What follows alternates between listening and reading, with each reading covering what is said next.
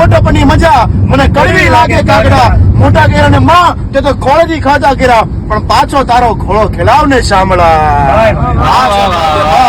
માતે માં બીજા બધા વગડાની વાહ. તો વિદ્યાર્થી મિત્રો, આજે મધર્સ ડે છે, તો વિદ્યાકુલ પરિવાર તરફથી તમને બધાને મધર ડે ની ખૂબ ખૂબ શુભેચ્છાઓ. ગોળ વિના મોળો કંસાર, મળા વિના સુનો સંસાર.